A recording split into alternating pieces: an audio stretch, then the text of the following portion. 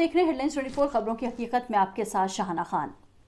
Supreme court ने बुधवार को हरिद्वार में आयोजित धर्म संसद में मुसलमानों के खिलाफ भड़काऊ भाषण देने के मामले में याचिका पर सुनवाई करते हुए केंद्रीय गृह मंत्रालय के अलावा दिल्ली और उत्तराखंड पुलिस प्रमुखों से पूछा है कि अब तक अभियुक्तों को गिरफ्तार क्यों नहीं किया गया। सुप्रीम कोर्ट में इस मामले की सुनवाई मुख्य न्यायाधीश जस्टिस एन.वी. रमन्ना की अध्यक्षता वाली बेंच ने की। सुप्रीम कोर्ट में याचिकाकर्ताओं ने कहा कि हरिद्वार और दिल्ली में जिस तरह से सांप्रदायिक नफरत और हिंसा की बात की गई वैसा उन्होंने पहले कभी नहीं देखा था। इस खबर को अंग्रेजी अखबार द हिंदू ने पहले पन्ने पर लीड बनाई। सुप्रीम कोर्ट में दलील देते हुए वरिष्ठ वकील कपिल सिब्बल और इंदिरा जयसिंह ने कहा कि एक धार्मिक समुदाय को तबाह करने की बात की गई है। कपिल सिब्बल ने कहा कि इस तरह से नफरत भरे भाषण के खिलाफ कोई कानून नहीं है। पहले की मॉब लिंचिंग की तुलना में ये घटना बिल्कुल अलग रूप में है।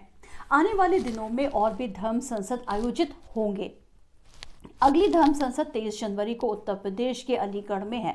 कपिल सिब्बल ने कहा कि अगर सुप्रीम कोर्ट ने तत्काल कोई कदम नहीं उठाया तो ऊना, कुरुक्षेत्र, डासना, अलीगढ़ और उन राज्यों में धर्म संसद आयोजित होगी जहां चुनाव की प्रक्रिया चल रही है। पूरे देश का माहौल खराब होगा। अभी तक किसी की गिरफ्तारी नहीं हुई है।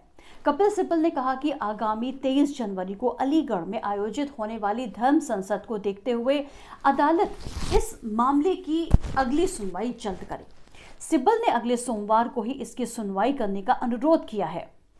हालांकि अदालत ने कहा कि सोमवार को संभव नहीं है। Justice NV. रमन्ना की अध्यक्षता वाली बेंच ने याचिकाकर्ताओं को सलाह दी है कि वो स्थानीय प्रशासन से संपर्क करें और बताएं कि इन धर्म संसदों के भाषण से कानून और सुप्रीम कोर्ट के आदेश का उल्लंघन हो सकता है। इस सुनवाई के दौरान जस्टिस रमन्ना की बेंच ने नोटिस किया है कि हेट स्पीच के मामले में पहले भी कई याचिकाएं दूसरी बेंचों के पास लंबित हैं।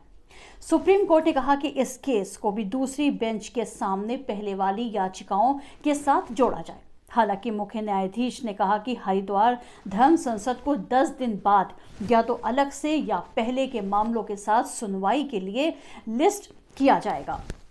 याचिकाकर्ताओं में हाई कोर्ट की पूर्व जज अंजना प्रकाश और पत्रकार कुर्बान अली ने कहा, हरिद्वार में धर्म संसद में मुसलमानों के जनसंहार की खुलेआम अपील की गई है। यहां दिए गए भाषण महज नफरत फैलाने वाले नहीं बल्कि पूरे समुदाय की हत्या की अपील है। इस तरह के भाषण न केवल हमारे मुल्क की एकता और अखंडता के लिए खतरा है बल्कि लाखों मुसलमान नागरिकों की जिंदगी के लिए भी खतरा है। कपिल सिब्बल ने कहा कि एफआईआर दर्ज होने के बावजूद कोई भी गिरफ्तारी नहीं हुई है। सिब्बल ने कहा कि वीडियो फुटेज देखने के बाद लगता है कि पुलिस भी नफरत फैलाने वालों के मामले में जानबूझकर मौन रही। हरिद्वार में 19 और 20 दिसंबर को धर्म संसद आयोजित की गई और यहां यति नरसिम्हानंद पर हेट स्पीच देने का आरोप है। पिछले महीने ऐसा ही कार्यक्रम दिल्ली में हिंदू युवा वाहिनी ने किया था।